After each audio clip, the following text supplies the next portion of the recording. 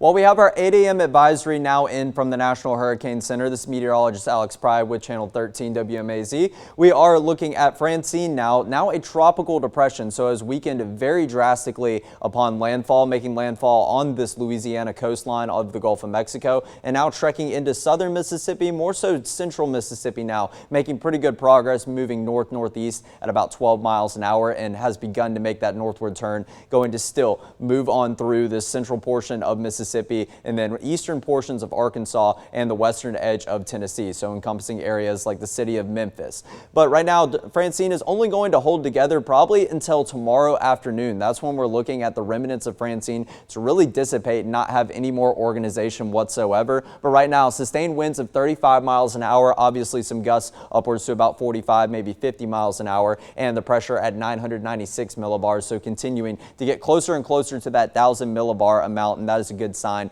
of weakening with Francine. It is worth noting that Hurricane Francine did make landfall as a Category 2, and this was as of 6 p.m. yesterday evening. So this was in the Terrebonne parish of Louisiana, sustained winds of 100 miles an hour. So the winds have downticked about 65 miles per hour in not even 24 hours, and the minimum pressure was at 972 millibars, now up close to the 1,000 millibar amount. So yes, definitely a very, very drastic weakening associated with Francine. But right now, still seeing some tropical storm warnings, mainly on the coastline. So this tiptoe of the boot of Louisiana, encompassing areas just outside of New Orleans, and then extending along the Mississippi Gulf Coast, and eventually the Alabama Gulf Coast right there, areas like Mobile Bay and Gulf Shores right there on the Gulf Coast areas of those three states. But these warnings did extend further over into the shoe of Louisiana, further inland into Mississippi and along the Texas Gulf Coast as of a couple of days ago. So it's good to continue to see those warnings backtracking, and the National Hurricane Center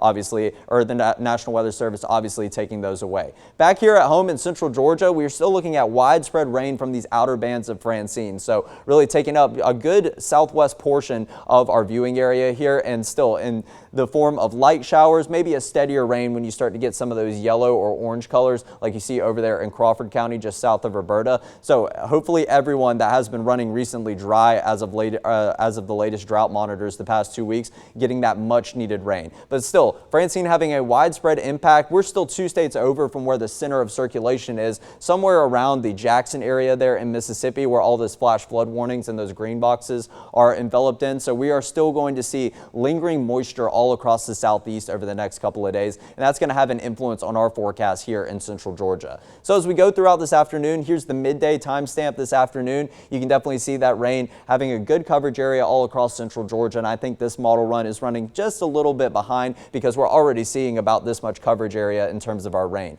The good news is this will start to break apart as we go throughout the afternoon hours, and by the time we get into the dinner time hours into Thursday night, yes, looking very broken, very scattered, not the coverage area that we're looking at currently in central Georgia or for the early afternoon hours. Once we take it on into Friday, this is how we start out Friday morning, finally getting some peaks of sunshine, something we haven't seen the past 2 days here in central Georgia, but that's also going to allow for some surface heating when we do get that sunshine, paired up with sufficient moisture, all that tropical moisture associated with Francine, and that's going to allow for some heavier showers to start to bubble on up as we go to about 7 p.m. tomorrow night, obviously right when a bunch of football games are getting ready to kick off. So definitely bring the umbrella, bring the rain poncho, because it is looking to be the second consecutive week that we've had a pretty wet football Friday night here, and some of these showers or maybe even some low-end thunderstorms going to continue into the overnight hours on Saturday, and that will take us to a very similar start to your Saturday as we have on Friday. And once we get to Saturday afternoon, it looks like mainly to the west is where we are going to see our heaviest rain, but obviously once we get that daytime heating and all that moisture still sticking around from Francine, we could see some clusters of thunderstorms start to bubble on up. Not too pinpointed on these locations as of now, but the potential is there for the bubbling on up of some severe thunderstorms. So definitely something we're going to continue to keep an eye on as we go throughout the duration of this weekend. And as you can see, a very similar story to Friday night as it is Saturday night. Those clusters of thunderstorms really bunching on up together. But for today here in central Georgia, this is a level 1 out of 5 risk day for severe weather. So you can see many of our western counties are encompassed in this. Kind of a line from Upson County, where Thomaston is, all the way down to Crisp County and Cordele. You can see those areas have the potential threats for those gusty winds up to 30-35 miles an hour throughout today. The flooding risk, obviously, for many areas further to the west that see shower after shower train over the same area, but also the possibility of a spin-up tornado is possible. I do believe the most confidence of that is more along the Alabama-Georgia state line, kind of when you're getting into that level 2 out of 5 risk over there in Alabama. Now taking it to tomorrow, a couple more counties are included in yet another level 1 out of 5 risk. The same potential threats do exist, but as you can see,